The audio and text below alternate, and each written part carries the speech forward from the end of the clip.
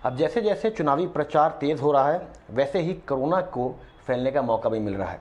और शायद यही वजह है कि बड़े बड़े जो लीडर्स हैं वो इस समय कोरोना पॉजिटिव पाए गए हैं, हो रहे हैं।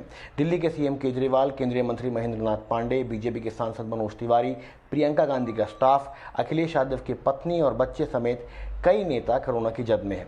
जरा जानकारी दे रहे हैं हमारे संवाददाता गौरव श्रीवास्तव।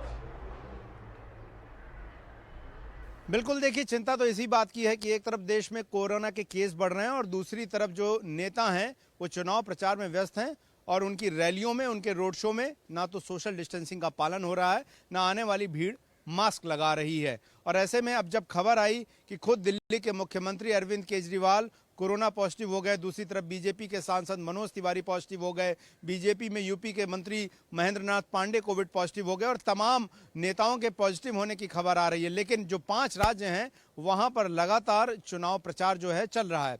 इससे पहले हमने देखा था कि चुनाव आयोग ने बाकायदा स्वास्थ्य मंत्रालय के साथ एक बैठक भी की थी और वहां पर उन 5 राज्यों में कोरोना की क्या स्थिति है उसको लेकर भी चर्चा की थी। और ये माना जा रहा था कि चुनाव आयोग रैलियों को लेकर कोई फैसला ले सकता है। लेकिन अब जब चुनाव की घोषणा होने में चंद दिन ही बाकी हैं, उसके बावजूद अभी तक चुनावी रैलियों को लेकर कोई बड़ा फैसला नहीं हो सका है।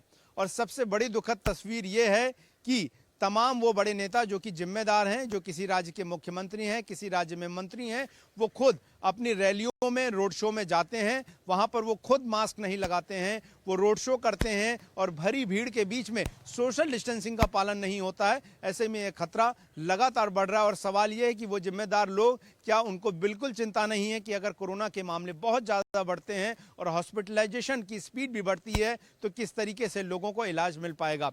वहीं कोरोना की बात करें तो पूरे भारत की बात करें तो तकरीबन 37,000 से ज़्यादा केस जो है पिछले 24 घंटे में आए थे और उसमें तकरीबन 1800 से ज़्यादा मामले ओमिक्रॉन वेरिएंट के थे। अब अगर ओमिक्रॉन वेरिएंट के मामले और तेज़ी से बढ़ते हैं तो ये बहुत खतरनाक होगा, क्योंकि जाहिर तौर पर ओमिक्रॉन के फैलने की स्पीड पिछले वेरिएंट डेल्टा से काफ़ी ज़्यादा है।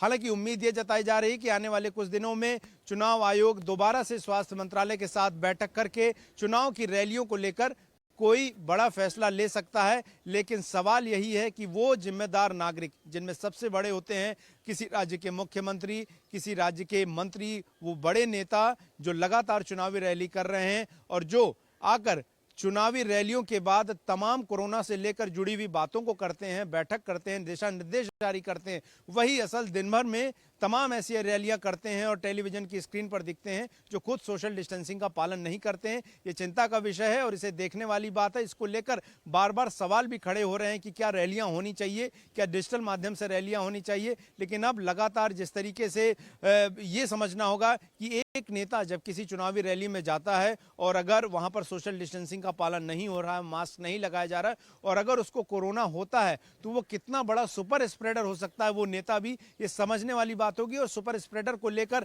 हमने देखा था कि पहली लहर और दूसरी लहर में किस तरह से विवाद हुआ था।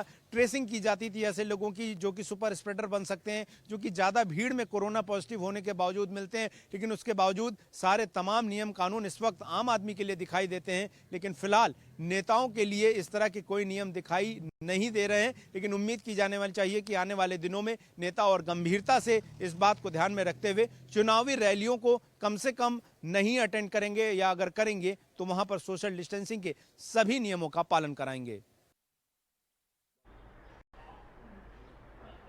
बहुत बहुत शुक्रिया गौरव इस जानकारी के साथ हमारे साथ जुड़ने के लिए। अब आगे बढ़ते हैं और बात करते हैं कि देश बदल रहा है और बदलने के साथ साथ आगे बढ़ रहा है।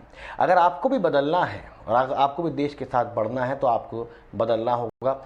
हम आपके सामने कुछ ऐसी कहानियां लेकर आते हैं जिसमें जो देश के साथ, जो स्वदेशी कहानियां हैं जिनके साथ आगे बढ़ने के साथ ये दर्शाती हैं कि देश तरक्की की नई राह पर चल रहा है और एक नई ऊर्जा के साथ चल रहा है।